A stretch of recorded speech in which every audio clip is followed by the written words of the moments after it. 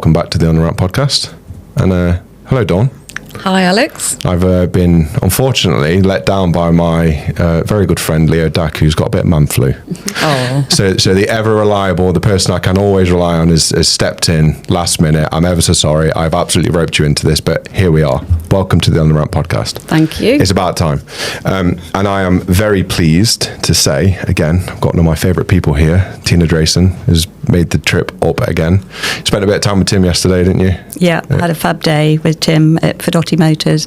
What an incredible business. Yeah, what a guy. Mr. Fleet, the Fleet guy. Yeah. The Fleet guy. We obviously did a podcast, 6 months ago? Maybe a bit longer? Maybe a year ago? I don't know. I think it's probably over a year ago. Yeah. Yeah. Well, you're back because we forgot to speak about data somehow. No, your story was incredible, and I know you got a lot of messages and we got so much feedback, and I'm going to get you to do another little intro because there might be people listening who don't know who you are, but we have done a really long podcast about your story and your journey through the automotive industry. So if you're listening, you want to know more about Tina's story, please go and listen to that episode because it's an awesome episode. But we're not going to speak about your story today, we're going to speak about data. So for the listeners, you just want to explain who you are, what you do, what your role is, and why you care so much about data. So thanks, Alex. Tina Drayson from CCM Garages down in Surrey and Sussex. We have 3 sites. Been in the industry now coming up to 27 years. And my experience over what we've done in the years is actually data and numbers give us so much information to drive business forward. We just need to know what to look at and what we need to understand and how we need to influence it. And I guess that because your background's finance, isn't it? Yeah, that is. So you've always been number oriented, and then you come into a trade which I think is probably fair to say, certainly 10 plus years ago, the numbers probably weren't at the forefront of the independent sector. No, totally agree. I have a bit of a head start being a background is finance. I actually get a huge amount of pleasure of being able to help other garage owners understand what it is they need to be looking at and how they need to manipulate and influence their work and their processes to make those numbers show the growth in the business. How would you say the role of data has evolved over the last few years? Massive. I mean, if we go back 10, 15 years ago, all of us were pen and paper, job cards. We'd probably write down on there in pen how many hours were needed, how many hours. And then we evolved, and you could get individual sort of clocking machines where just the old-fashioned factory card per person, clock in, clock out. And then you used to have to upload that data or, work out how many hours people had spent, and then from that we've now got all the available GMSs at our fingertips, which basically does it all for us, gives us all the reports that we need. But the key to this is actually understanding what those reports are telling us. It's everyone can look at a load of numbers and yes, I've achieved that, yes, I've done that, but if I were to say to you, if you want to improve it, what do you need to do? That's where I think people fall down. And I think we need to get into the weeds of that today. Absolutely. You've just brought me back to a little bit of PTSD in the first business that we acquired. Now, bear in mind, when we acquired this business, we were using Garage Assistant, not into the numbers at all. It was just a invoicing platform. Mm-hmm. We didn't look at anything. We got some poor management accounts at the end of the year. That was the level we were at. And then we bought this business. And now, bear in mind, this business was all paper-based. They had a typewriter. I still have a photo of the typewriter when we bought it. We're going back like 13, 14 years ago, and I'm not joking, they actually had a typewriter. I'm sure it's in the business somewhere still, We've still got it somewhere, yeah. But they had a clocking machine. Yeah. And it was my first, I'd never seen one before, and it never was even a concept to me that people will clock in and out of work and on and off stuff. And it was the old stiff paper cards, and it was this big metal box on the wall that they actually put the machine in, and it stamped a hole in there. So yeah, that is just, I've completely erased that from my memory, but that was floating around Lindley's once upon a time for acquisition. And then you'd have to take that information from that card. It wasn't just done for you. You actually had to manually pull that information off and put it somewhere and do something with it. And I think you've identified like the evolution of GMS, and we're not going to speak about any particular GMSs today. That's not what this is about. Nearly all GMSs have some form of data capture now. Yeah. And good data capture looks like you just do what you do by doing the job, and the system captures the data in a way that it can present back to you, right? And that does apply to a lot of GMSs now. So if you're using a modern GMS, without naming any names, the odds are that some of the metrics that we're going to speak about today are probably going to be available to you. Yeah. Yeah, okay. Should we kick off with some questions? I know that I don't do anything in these podcasts, when Dawn, you've actually done some work and actually create some show notes. So do you want to just fire through some of these questions? Because I want this is going to be information packed, quite fast paced episode. We want to provide as much value as we can to the listener over the shortest period of time possible without sending anybody to sleep. Of course. Now, if you listen to this at night, you might fall to sleep, but that's absolutely fine, isn't it? So, right, let's get into it then. Yeah, so one of the main things really, you've referred to the clocking terminals back in the day, but what would you say is the most critical piece of data that businesses should be looking and using within their garages at the moment? I think there's a number of pieces of data, but they all kind of interact. They all have an impact on something else. I think what I would want to start off with really is just giving people a little bit of clarity about what workshop efficiency is. It's a bit of a buzzword. We hear it spoken about a lot. We can't influence directly the efficiency. It's an output, as we were talking earlier. But we need to understand that in very basic, simple terms, productivity is the time that you invoice on a job against the time that the technician spent. So 2 hours invoice, 2 hours taken is 100% productive. Your utilisation is your amount of time that you spend, available hours. So, for example, if you do an 8-hour day, how much of those 8 hours are you actually clocked onto jobs? Those are the only two things that you can influence directly to actually impact your workshop efficiency. So if you have a technician, for example, who's really, really productive, i.e. he's doing jobs quicker than the time that's being invoiced, but his utilisation is low, that's a system or a process error because you're not feeding him with enough work. So the gain that he's making by getting that job done quickly, he's then standing around waiting for another job. If it's the other way round and you've got high utilisation and low productivity, it's very likely that you've either got an apprentice or you've got someone who a bit out of their depth on a job and they need a bit of training, so you've highlighted a training area. Or it could actually be something totally out of their control and we're not selling enough hours in the first place. Or it could be that technicians come to the front of house and said, I need a bit more time on this, but the front of house aren't doing their job in selling and upselling that time. So we don't use it to kind of crack the whip, so to speak. What we use it for is to identify areas of improvement and processes that perhaps can be improved, training that can be given. I don't want to go into the sort of calculation of how you work it out.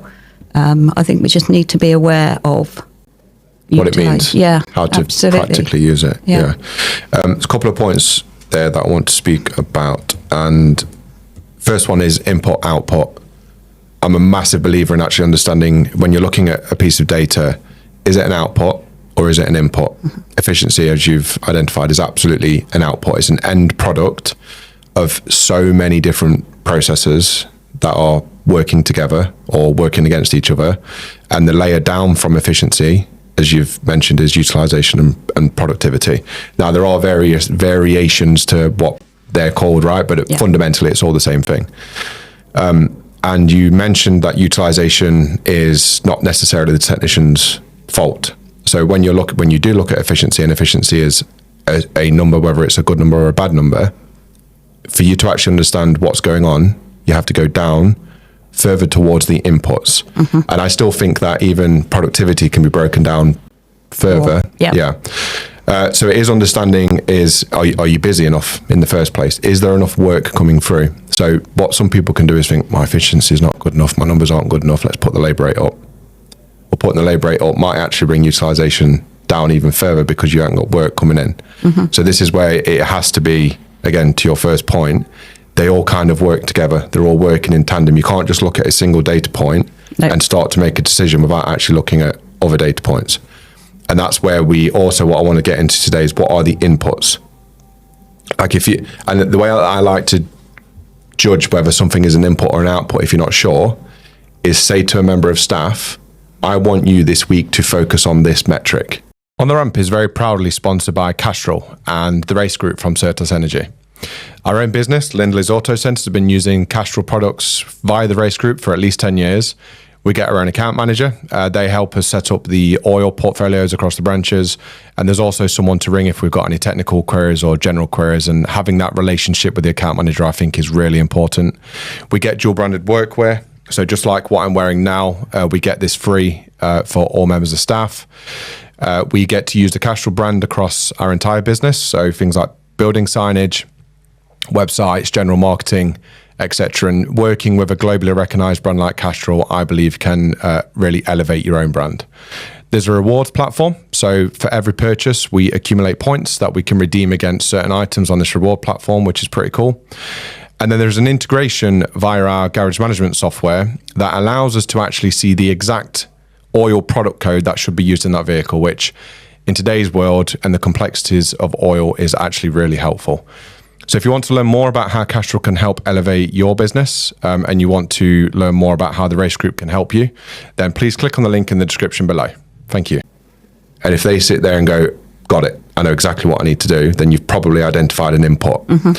If they sat there and think, how on earth do I do that? You've probably given them an output. And if you're giving them an output, it's then up to them to figure out what are the inputs. So I think that's a really good way of identifying. And if you're tasking a member of staff with outputs, you better give them support to be able to affect the inputs, essentially, is what that comes down to. And then your final point was around efficiency. And you mentioned cracking the whip. I think that you'll know people in your business they work at a pace. And everyone kind of has a default pace. Everyone has the ability to increase the pace when under a lot of pressure for a period of time, but they tend to have a default pace, which means that if you do crack the whip and you keep cracking the whip, and that's the only way you're going to get efficiency up, you're going to end up with an unhappy team. Which then means, right, okay, I've got these people, they work to this pace, that's their default human pace. What processes can we improve around them to actually increase their productivity? And then that's when you then need to start looking. Again, is it a front of house issue? I know you're really big into the way it flows through the workshop. Is it Kaizen? It's all Kaizen and Lean. And incremental improvements across. So it's a bit of everything, isn't it? I mean, it things like if you've got a lot of unproductive time or utilisation is down, just look at the layout of your workshop, for example. Look at your car park. Does your tech have to move 2 cars before he gets to the one he's working on? Where are your parts located? Where are your keys located? It's all about flow. So take a step back and just maybe watch and see if you're trying to improve your actual processes to increase that efficiency. So if you've got a branch that's down on, because you've got multiple branches for the listener, it's a very big business that you're running, and it's literally your job to make sure that these branches run nicely. So if you've got, let's say, utilisation issue at a branch, just talk the listener through your thought process. You know utilisation is down. What do you do with that information? So if it's an individual whose utilisation is down, the first thing you would look at really is whether there's enough work going through for that person. Because sometimes what happens if work is slow, which it can be, we all have quiet months, what you don't want to do is feed one person a lot of work and make someone else not have anything. So sometimes you share that workload out depending on the situation. You've also got to look at the types of work. So you might have utilisation for someone who's at a lower skill level. So the type of work that they're really good at doing is not coming through the workshop, which again is no fault of theirs. It's just the way the work flows. You want to look at their unproductive time, or the time that they're not using. So a lot of GMSs will allow you to see when that time is, because they clock onto jobs and offer jobs. And we've found, when we've looked at some of our numbers, that it's the get-go in the morning. We lose a lot of time. So time might be 8:30 start, but when you actually look at the data, you see that a lot of the techs aren't actually on their first job until 8:50. So it's about looking at that process. Why is it taking them 20 minutes? Do they actually need to be at work at 8:15 to start work at 8:30? If that's 5 or 6 technicians at £100 an hour, Absolutely. you've burned for a lot of money straight away, haven't you? Yeah. So look at the times as well. And again, it could be, for us, it was beginning of the day and end of the day where we were losing, because people finish a job at 5 o'clock, 5:10. They don't officially finish work till 5:30. Now, they could actually get the next job in if they've got one, or it might be they don't have one. So what do you fill that space with? Yeah. Okay. So if we, back to Dawn's question, the most critical types of data that a business in the sector should be tracking, I'm assuming that you don't just track efficiency across your branches. No. So what are your headline figures? Let's say, because it's no different, a branch is no different from a business owner looking at their own business. What are your headline figures across the branches? So I would say my number one would be my labour recovery rate. Mm-hmm. And the main reason before that is a lot of stuff we do is based around a labour rate. And if I asked everybody out who's listening what your labour rate is, you'd probably be able to give me a number. Or you may even have different labour rates for different brands or different whatever. But what we need to realise is we never, ever, ever sell 100% of our time for 100% of our labour rate. So if you do health checks, which a lot of garages do, mm-hmm. they're free of charge. So what that's doing is it's reducing your average labour rate. When you do work on your own vehicles, you'll have front of house that will have a difficult conversation with a customer, and they might go, I'll give you a 10% discount. There's loads of reasons why. But we have to be aware of what our cost of doing business is and what our recovery rate is in labour, because what very often happens is people work out their cost of doing business, and it might say, just to make numbers easy, £80 an hour. And then they might say to themselves, well, I'm charging £100 an hour, so I'm making £20. Actually, you're not, because you don't sell all of that time at £100. And the percentage of recovery rate, I think people would be quite shocked if they actually did the calculation. Yeah. And very often that recovery rate is actually about 80%, which brings your labour down to £80. So your cost of doing business is 80, your recovery rate is 80. Actually, you're not making any money on your labour at all. And it probably isn't 80%. It's probably a lot lower. Probably lower than 80%, yeah. Mm. And again, somebody reached out to me a while ago because they'd done the calculation and their recovery rate was actually 68%. Yeah. But they didn't know what they needed to do. And it turned out that they had quite a big setup, and they were doing about 14 new jobs a day. And those jobs were having a half-hour video-free health check. Mm-hmm. So that's 7 hours a day you're billing at zero. That's a huge impact when you work that out on a month basis. It's funny with health checks, isn't it? Because it's definitely a balance. And I think that we can all confidently say that health checks are a net positive.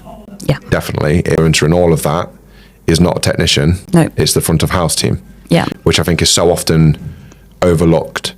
And if I think about a garage that's done correctly, yeah. But I guess that the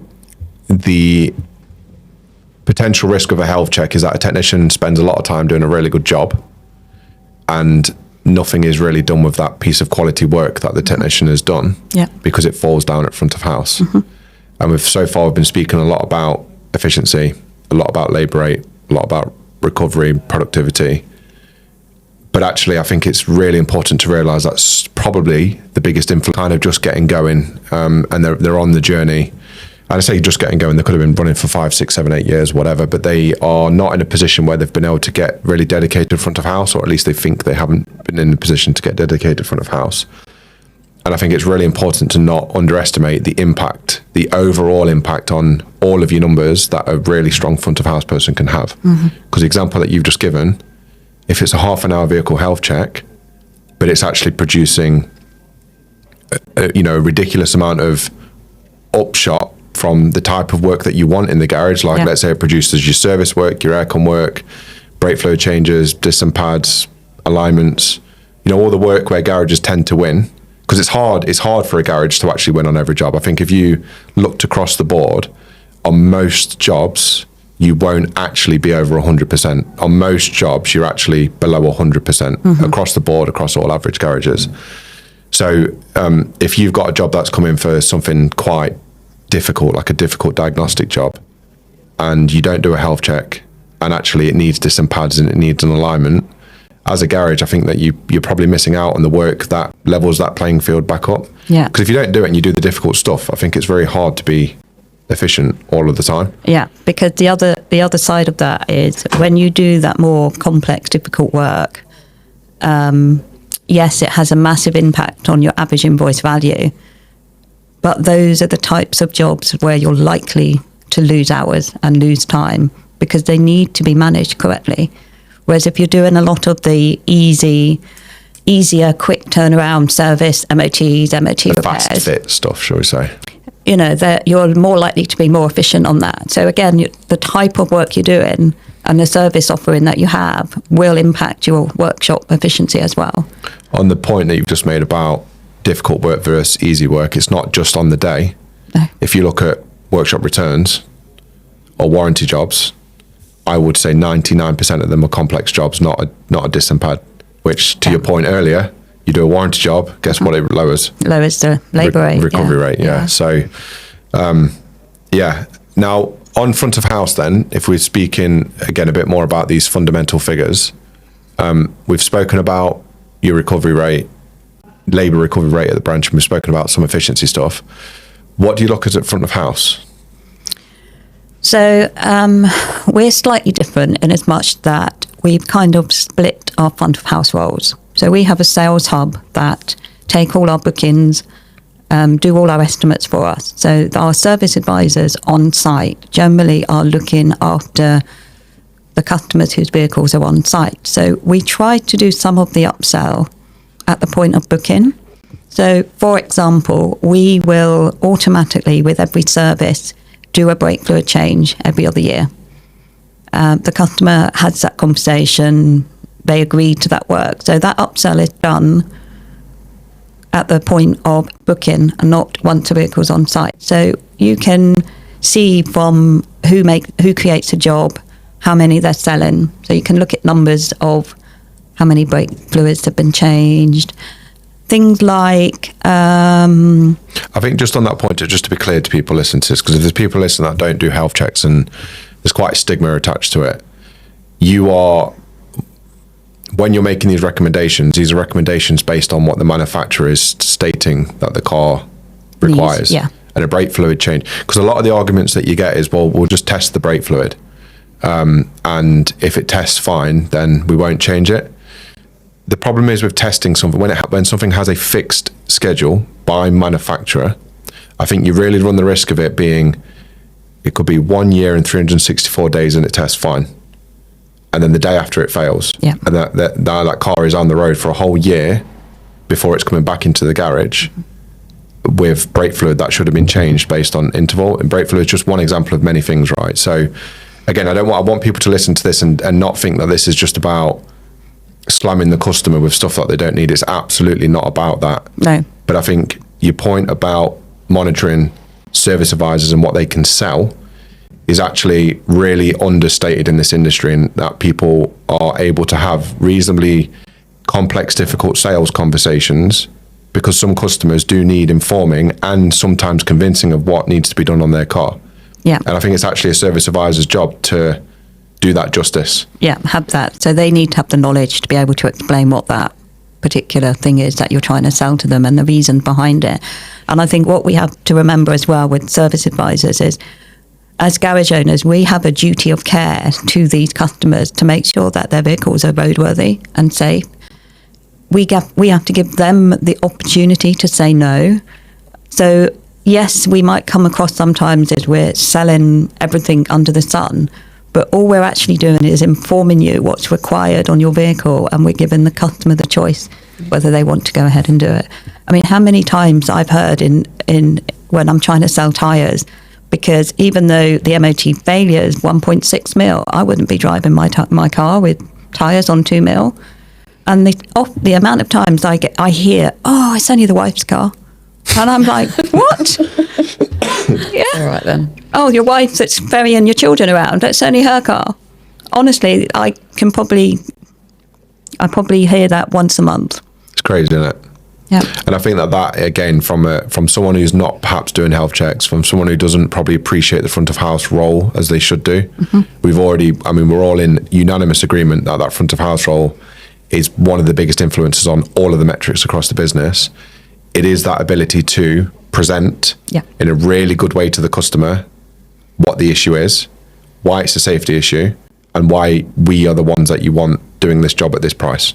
Like trying to portray the value, isn't it? Because I know I've sidetracked you there a little bit, but back to your sort of what you look at front of house, like you look at the estimates, you can see what they've sold on the estimates. Is there anything else that you would look at a front of house person to sort of understand? Do they need training? Is there like... So before we go on to more of the service advisors, because of the way we've got our sales hub set up, we generate a huge number of estimates. So the sales team look after all 3 sites. Over the course of a month, between the 3 sites, we probably generate 350 estimates. A value of maybe 250,000. So what we also look at is the conversion rate on the number of estimates, because obviously that's showing you whether you're selling, how well you're selling. But we also look at the conversion rates of the value of those estimates, because if your conversion rate on numbers is quite high, but your conversion rate on the value is low, then you need to look at those ones as to why aren't you winning the jobs that are higher value? Are you too expensive? Or is it actually the lack of knowledge from the service advisors to be able to sell that job successfully? So again, it's another platform, another way that you can kind of look at the numbers to actually identify a system or a process error and training. Let's just go back to those numbers. So one of them was authorisation rate. Yeah. Is this the percentage of value that's sold compared to what's estimated? Yeah. Right. Okay. So auth rate. What was the other one? The value on the number of estimates done. So if you created 150 estimates for one site in a month, how many of those actually get converted? So normally what you see happens is the actual number might be 50%, say. So I've converted 75 out of that 150. But when you look at the value might only be 33%. Yeah. Okay. So that, again, we're getting a bit complex now in terms of, now I like I don't think that what you're monitoring is complex. I would call them absolute direct top level inputs. That is something that you can go to a member of staff with, forget all the other numbers. Yeah. This is your lane. These are the numbers that we're basically looking at. And we need an understanding of what good looks like for all the right reasons. Are we charging too much to the customer? Are you struggling to have conversations with the customer? Is the information from the technician not good enough for you to convert it over to the customer? There's lots of reasons why it could be wrong, and it's not necessarily just the person, but actually being able to say to that member of staff, this is the number that we're going to be looking at, is a direct input. And the knock-on of that, these numbers that you've just mentioned here, the knock-on of that is towards the outputs. Absolutely. So it's happening actually in a different office over here, and actually what's happening in your office, central team over here, from someone who's not on the ground at all, is probably having one of the biggest impacts on your efficiency over here with the technicians. Yeah. This is really where I want to get people's sort of mind. And you mentioned 2 metrics that work with each other there. So I learned this term off RMD, and this is positive tension. So if you imagine if you're looking at metrics within your business and you want to make a judgment on a metric, and you say to this person, I am measuring your performance on this metric here, there's probably normally always a way to increase an individual metric at the cost of another metric. Absolutely. So if they have two metrics, which you have, that are in positive tension with each other, if they try and manipulate one up, one comes down, and vice versa, right? So that's like the win, the absolute win. We do something very similar to you, slightly different that I'll speak about, but completely the same concept when it comes to looking at performance in front of house. But again, getting a bit geeky, but if you look at a metric that you're judging a person on, what you're after is two metrics that work alongside. And if you look at efficiency, efficiency is the output. You've got utilization and productivity. They are in positive tension with each other. So if you say to someone, I want you just to focus on utilization, well, they can get utilization as high as you want, but not, it's going to come at the cost of productivity, right? So the output's efficiency, the two inputs are in positive tension with each other. And that's really, that's like, for me, if you've nailed it, you've given somebody two metrics that they can focus on. It gives them direct instruction on what they need to do, but they can't manipulate either of those figures, which is exactly what you've done. So you look at authorisation rate and you're looking at what percentage of estimates are getting converted, essentially. We've got one more metric in that, and that is when we look at vehicles that are on site. So how many vehicles have come to us? What percentage of those vehicles have ended up with an estimate? So that's one extra layer on top of what you're doing, which again just works in conjunction with it, because if they are only producing 10 estimates out of 1,000 cars, it's quite easy for them to do really good on those 10 estimates, as opposed to estimating every car that needs an estimate. And what you find is that, especially if someone's too busy, and it's not always the service advisor's problem, but if they're too busy, they might pick and choose what to price. And to your point earlier about you need to present the customer the information for them to make a decision, well, guess what the advisor's doing in that case? They're making the decision on behalf of the customer. So again, if they don't have the capacity or the skill, what they can end up doing is actually making bad decisions before it's even got to the customer.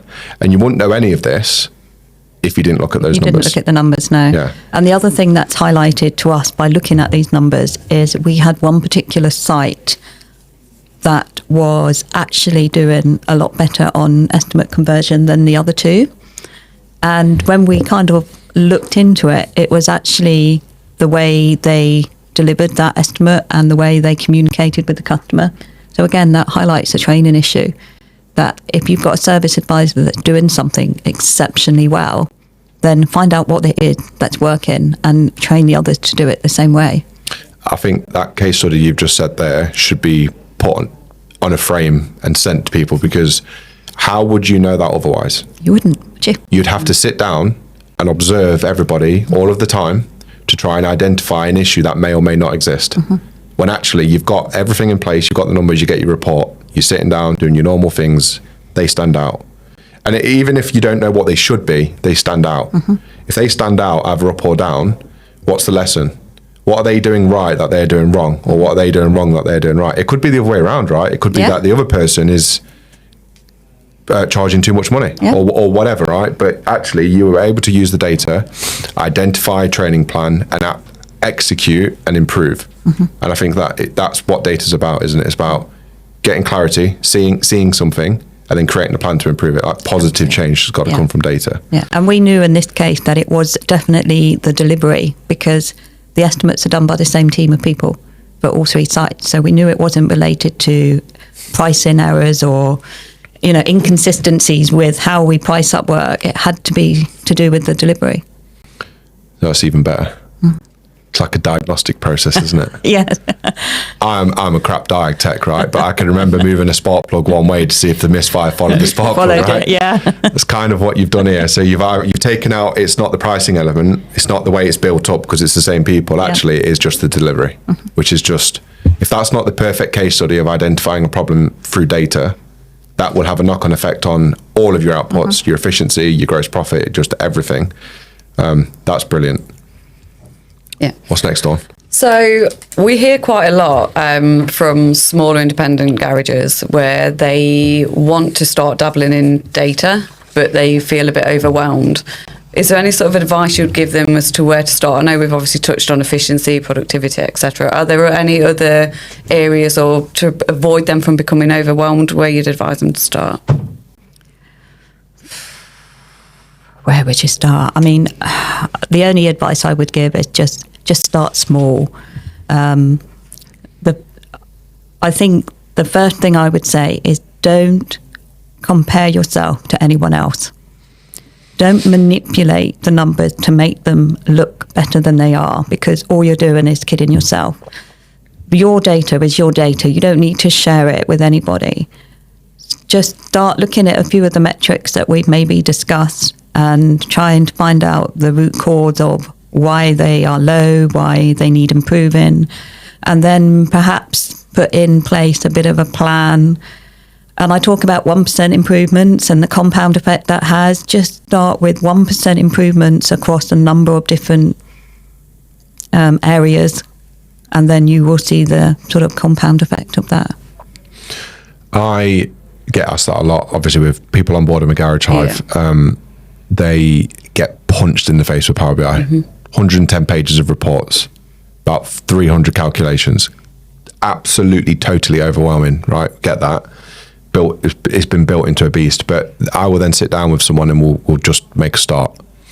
And more often than not, most of them don't know what the costs are.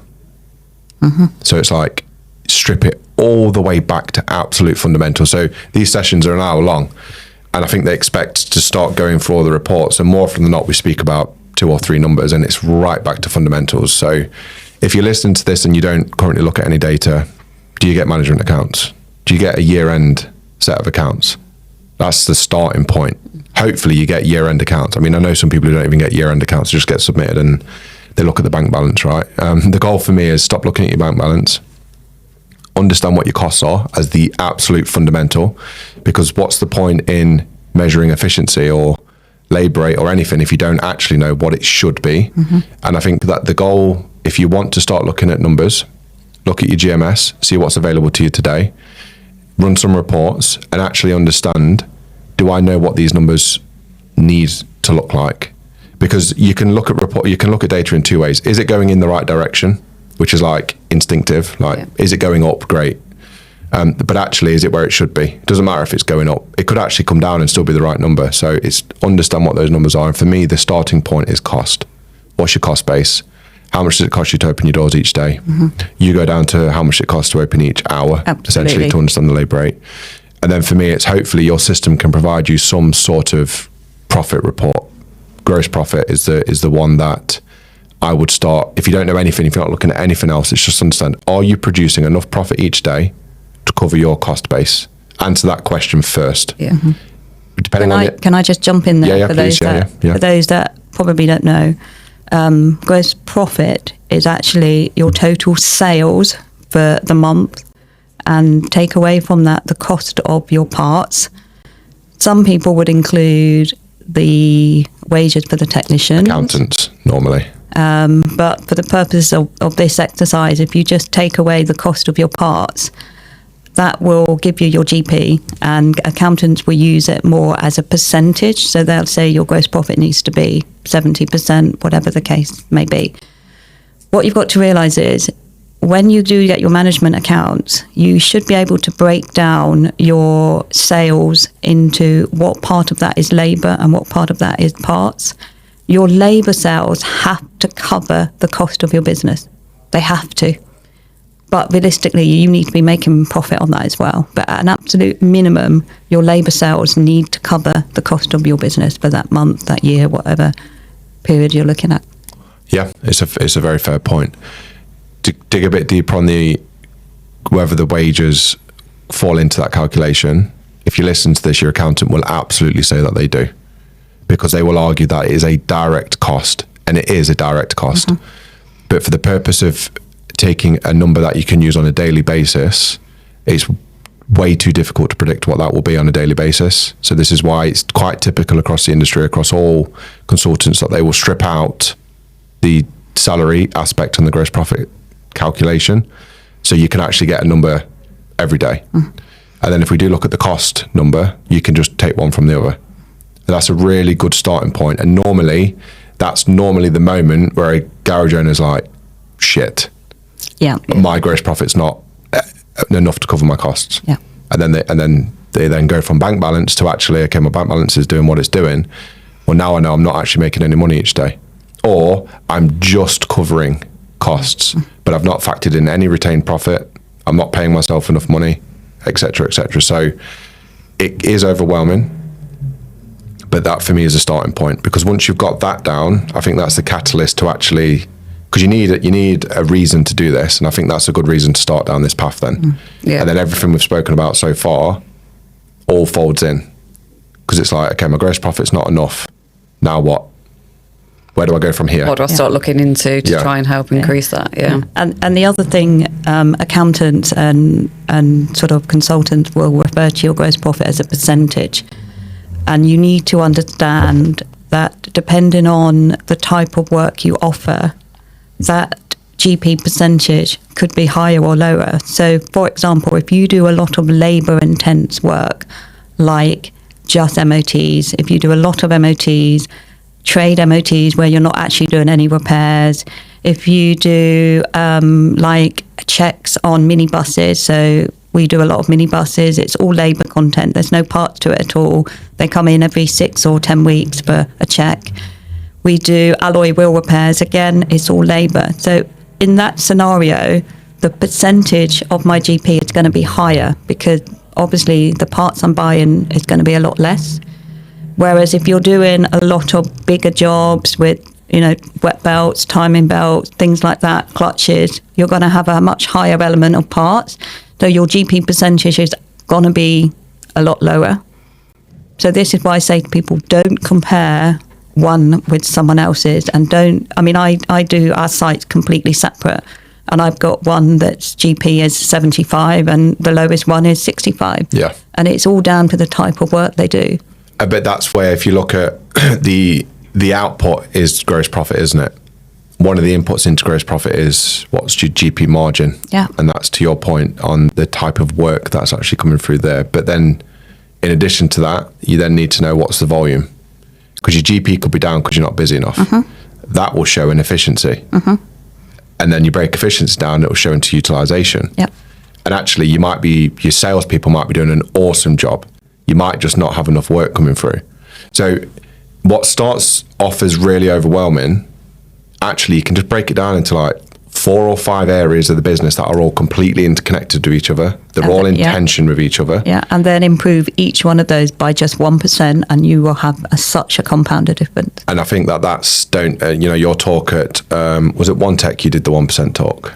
Yeah. It was a brilliant talk, because you actually gave some examples of 1% incremental improvements across various places. And the outcome of that is significant over a period of time, isn't it? Yeah. And it can't be understated. But I hope we're starting to paint the picture that you can identify a problem, and actually, a lot of people listening to this are probably diagnostic. They've probably got some diagnostic capabilities anyway. It really is the same thing. You're just trying to identify the areas and the numbers that will actually have a proper effect, the inputs that have a proper effect on the ultimate outputs, which is your profitability, basically. How profitable are you? And if you do break that down into certain elements, then it actually starts to feel quite simple. I know we're speaking about a lot here, but I hope we're starting to paint the picture of actually there's not that many places that you need to improve. There's a lot of things you can do to improve. But it all interconnects and it all has a compound effect. So another thing that I think is a really good go-to guide is have a look at your sales for the month and just work out how much of that is labour related and how much is parts, because predominantly as an industry we sell labour. That's what we do, that's our expertise, that's where our knowledge is. So what we really need to be seeing is that labour heavy percentage of our sales per month. So again, it will depend on the type of work you do. If you do a lot of MOTs and minibus checks, like I just said, then your labour probably going to be 60-65% of your sales. if you're doing a lot of big complex engine jobs, stuff like that, then it's going to be more like 50-50.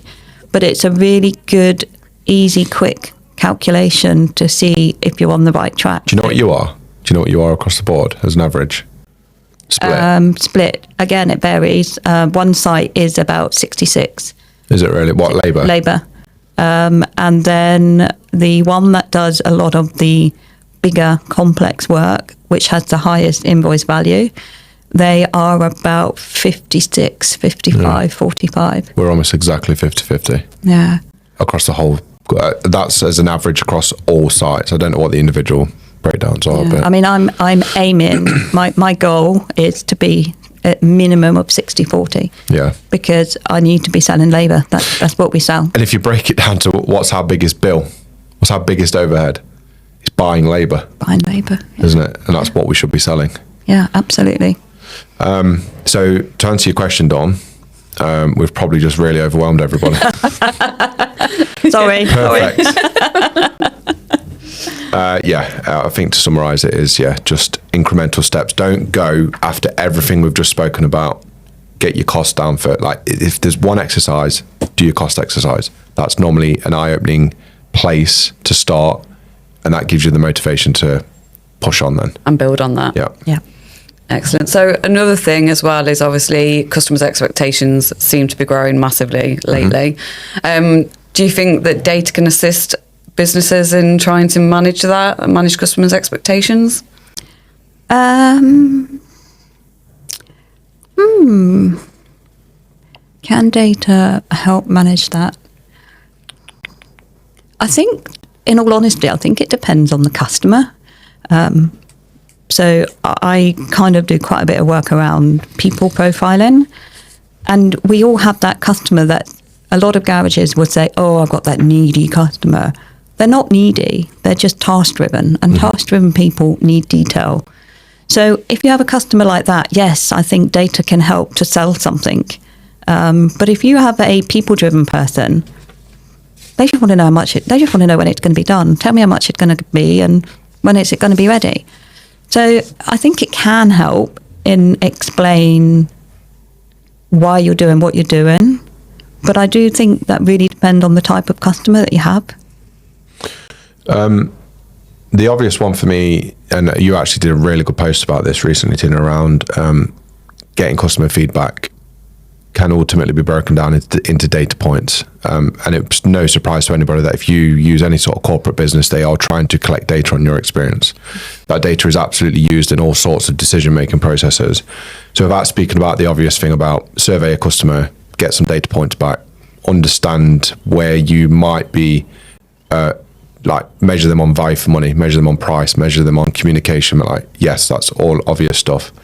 I think a bit more nuanced is, if you look at the success of some like tech you've implemented, so let's say you've implemented online booking, let's say you've implemented online authorisation or some sort of communication platform, what do the metrics that are coming off the back of those processes tell you as a business owner? Is it resulting in a transaction that's higher? Is it resulting in a transaction that's lower? Is it resulting in better retention of the customer?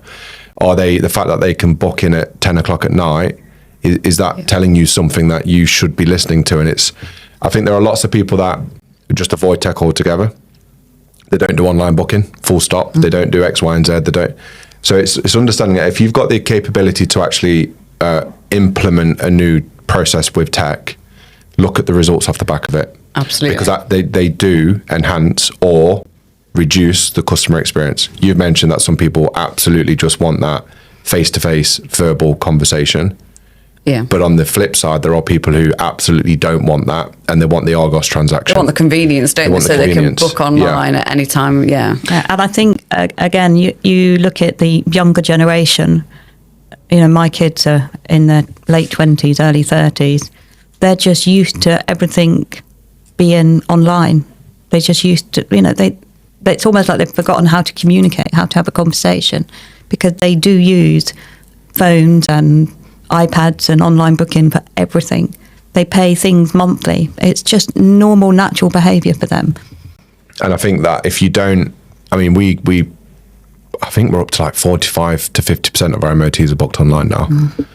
If we removed that feature, we would lose some customers. Yeah. No question. Apart from the fact we get a load more phone calls and, there would be a cost to doing it for us. Actually, I think that it's very safe to say that we would lose customers as a result of taking away technology. And we can base that on the data. Yeah.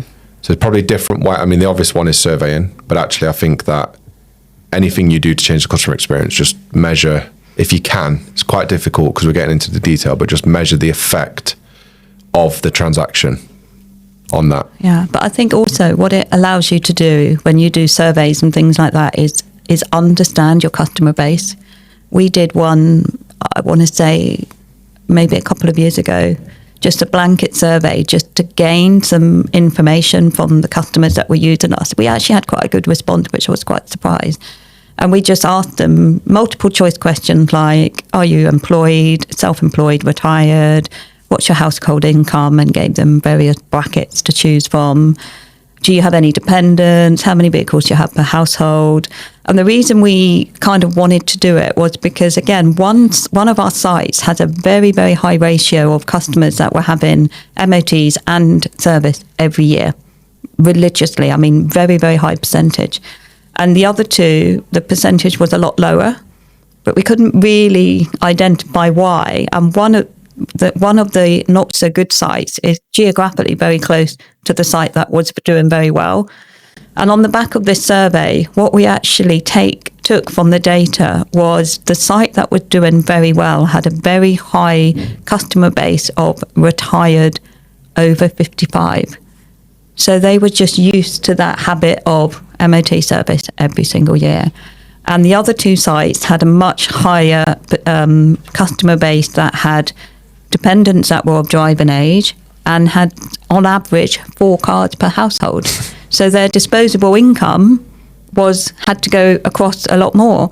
And it just allows you to use that data to market those particular types of people. That's awesome. Yeah. Do you do that frequently, or was that one-off? Or we did a one-off. We have done a couple of others since on a smaller scale to get some feedback. But that particular one was quite a big one. And yeah, again, everybody will interpret the data slightly differently. Yeah. I mean, that's the thing with data, isn't it? Yeah. You can. You can. What's next, Dawn? Well, I've got a few others. Probably the biggest challenges of implementing data-driven sort of strategies into businesses as well. I guess we've covered it slightly, but are there any others to overcome? What is in like the challenges of implementing? Yeah, from a staff point of view, because sometimes when staff start realising that you're now looking into data, they may become demoralised by that, and it's to how to overcome those challenges as well. It's about being transparent. It's about having regular meetings with the team and explaining the why we're doing what we're doing. It's easy to say what we do. We all know what we do. But to be able to sit down and explain to the team why we're measuring that particular metric, for example, and being able to demonstrate that when this is good, this is the positive impact that it has on the business and on the team. And obviously when it's bad, this is the negative impact. And sometimes a lot of that is around communication and staff, actual day-to-day impacts on everybody's job role, if you like. So just be really, really transparent and explain and have discussions and team meetings regularly and just explain what you're doing and why you're doing it. We've lived through all sorts of mistakes. We're a very transparent company when it comes to data across the whole company. So all of the company can see most of the data. Obviously, the challenges that brings is when you've got so many branches, so many people working towards the same outcomes, it creates competition, and competition can drive the best performance, but it can also drive bad decisions and bad behavior, right? And we've had some pretty tragic incidents where staff have attempted to manipulate data because of the pressure of exposing them to the data, and they've made a really bad judgment. It's not affected the car, it's not affected the job, but they've just tried to affect what they think we're judging them on. Mm-hmm. And that obviously erodes trust. And if you're clever enough when you implement these data points that you can't manipulate data, there's always a way, but it will always show up somewhere else because I've mentioned this positive tension thing. So if you present a load of data to someone and you say, like, this is the area that you're responsible for, and this is what we as a company are looking at, and if you hit these metrics and they work towards the greater goal of improving this metric here, they think, oh, I can improve all of them. And actually they do improve all of them, but what they don't see are the data points behind that get negatively affected by manipulation. And that is a real challenge, especially in a slightly bigger business where you do show them the data and they start misbehaving with it. The other negative is demoralization, when it might be out of their reach or their control that these data points aren't where they should be. So they end up getting demoralized, and actually it demotivates, not motivates. On the flip side of that, we've got some people who, if we took the data away from them, they wouldn't have any motivation. That they live for tangible results. I mean, you're quite like that. If I talk to you, like, I was going to say, back in the day when I was in the garage, it was a bit of the competitiveness coming out of me. I would want to see that, and I would want to be the best. I was always there to try and beat some of the other sides. So yeah, for me, I needed it. You need a target. Yeah, absolutely. Yeah. I mean, it's even in what we do now. Right? Yeah. You run launch, and it's a pretty big business, but you now understand exactly where it is on a monthly basis across all the metrics that are important. If I took that away from you and just said, no, you're doing a good job, trust me, it would be... I'd be happy. No, I won't. Yeah. But you get my point. It's like you're a perfect example of someone who actually flourished with having a real understanding of tangible, how you're performing across the board and how you're perceived through those metrics. Always wanting to improve, really, as well as, being able to see that. But there are people who go the opposite way. So I do think it is a challenge. It's a cultural thing. My personal opinion is it's a net positive. But there are some people who don't show anything to anyone other than an individual can see exactly what they're targeted on and not the broader picture. I'm not going to sit here and say we do it right and you should copy what we do, because it does come with its challenges. But my opinion is be honest, be transparent, give clarity, and let them understand if it is apples to apples, because we're not comparing a business to a different business. We're actually comparing a branch to a different branch with the same process and same. So that's my opinion. I don't know what your opinion is, Tina. I don't know how transparent you are. You know, we're very transparent. We sit down, the team can pretty much see anything that they want report-wise. I share with them each site when we have meetings. I'll share with them what their sales numbers have been. They can see it year on year for the last maybe 4 years and see the growth that we've made. They see the whole company figures as well, so what all the sites together. But because obviously they look at those numbers and they can't, and you can see the brain going and, oh my God, this is all right. But I also share with them and try to explain to them what the gross profit is. So even though you're looking at these numbers and you might be saying, we've done 300,000 this month, actually a huge part of that is just the parts. By the time you take out your technician wages out of it as well, actually, and I explain to give them some clarity that you can't just look at that top number and go, oh yeah, we're doing all right. I'll ask for a pay rise, or I'll do this, or I want that. But it's just about being transparent, being honest, being sharing, and being upfront. I fundamentally agree. Yeah. But I'm not daft enough to force that opinion on everybody, because I think that, it depends very much on the culture of the business that is currently there. I think a good culture can handle it. Yeah. I think if there are some difficulties with some staff members where the company might not be ready yet for that level of exposure and that level of transparency, I would just warn people, just be quite delicate. Don't go all in with here we are, here's the numbers. Yeah. It's crap. Yeah, business is terrible. You're not going to pay a rise because we're going under. No, that's not what it's about. Yeah. But And you don't want a member of staff to kind of look at that sales figure, for example, and like I said, you can see their brains ticking over, thinking, oh, he's doing all right, he's doing this, he's got that, she's got that, when actually, as a business, there's a lot of other stuff that people aren't aware of, that come in running a business, the cost that people don't think about. Yeah. Any more? I guess really the last one I've got here is just how do you see the use of data evolve in the automotive industry in the next sort of 5 to 10 years? Oh, I just think the more we can get, the more we've got available to us, the more we can understand what it's showing, the more positives we can take, the better decisions we can make. For me personally, we can't get enough data. The more I do sometimes think to myself, Tina, you're digging into this too much. I need to take a step back. Sometimes is the case. It is the case, yeah. And there are sometimes I reach out to people and go, I'm trying to do this. Am I looking at this the right way? And they say to me, Tina, what are you looking at it for? What's the purpose? No one cares how many red courses you've worked on this year, Tina. So I do have to rein myself in sometimes, because I am aware that sometimes I dig a little bit too deep. But as a business, I think the fundamental changes that we've made over the last 7-8 years have been very, very driven by the numbers, by understanding, what's going on, how we can influence them, and the positives that we take. So for me, it's the more the better.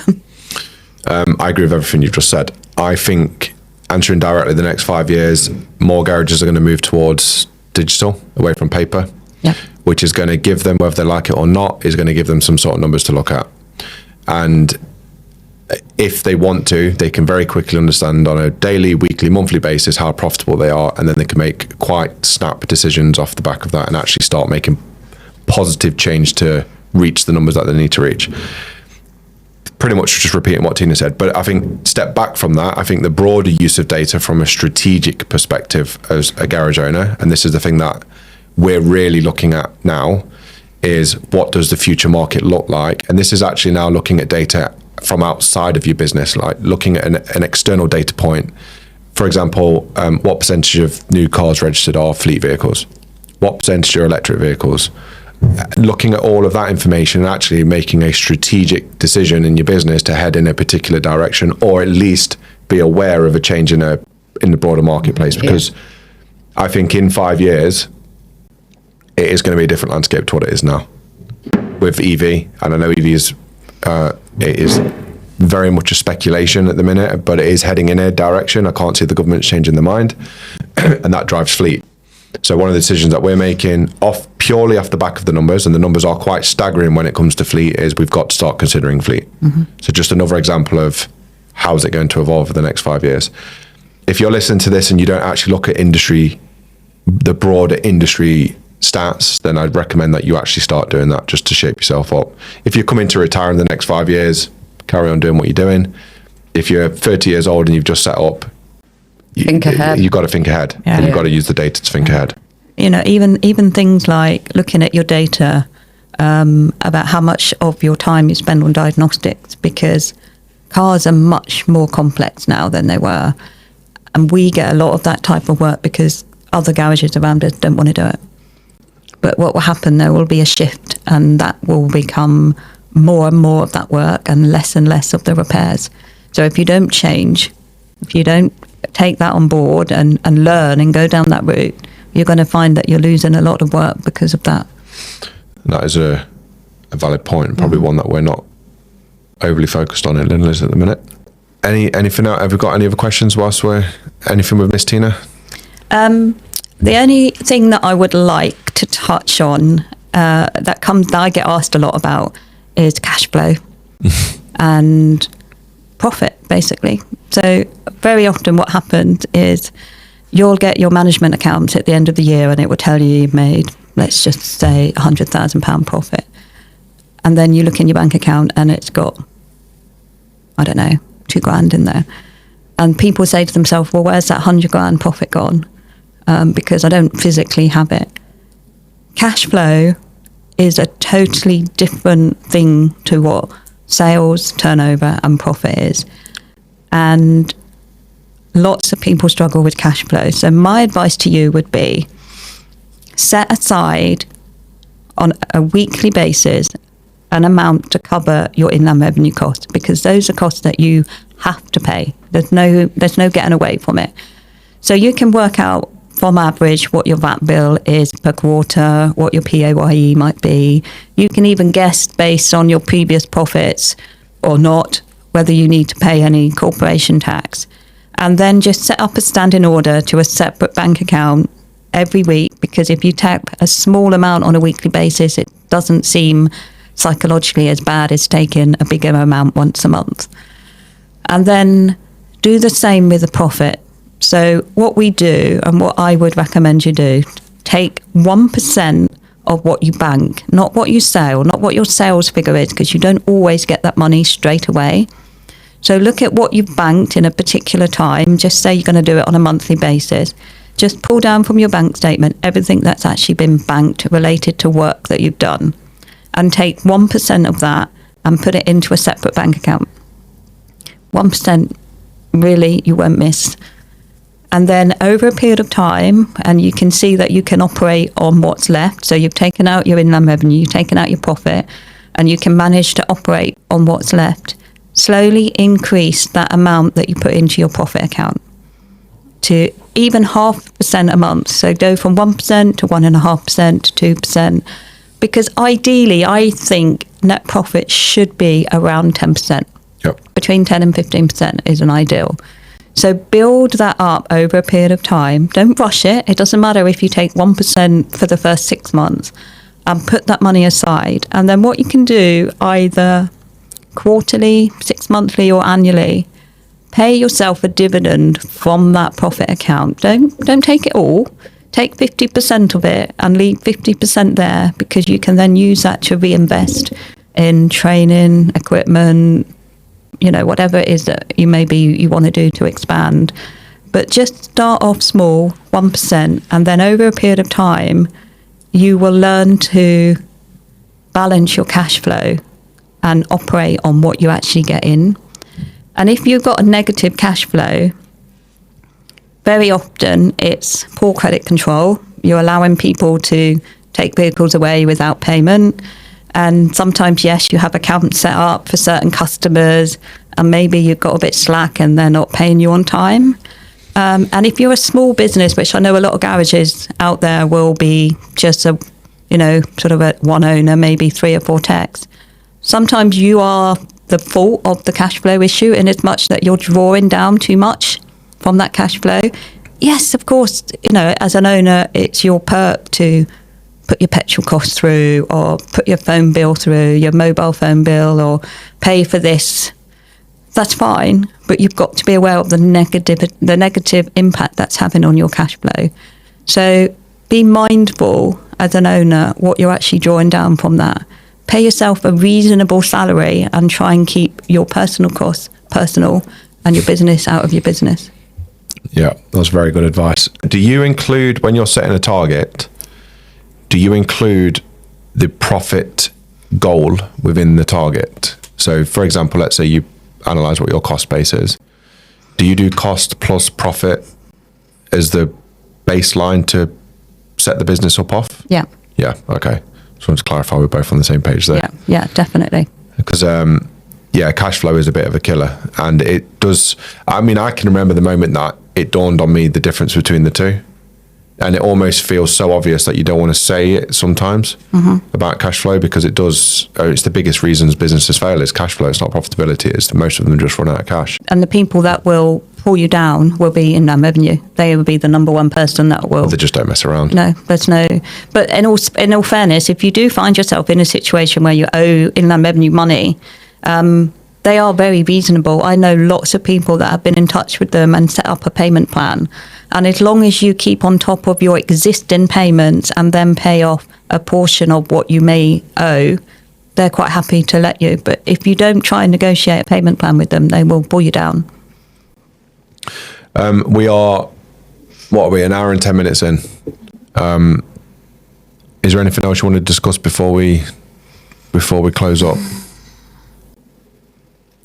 No, not without going too deep. Well, you are definitely going to be the first person back for a third episode.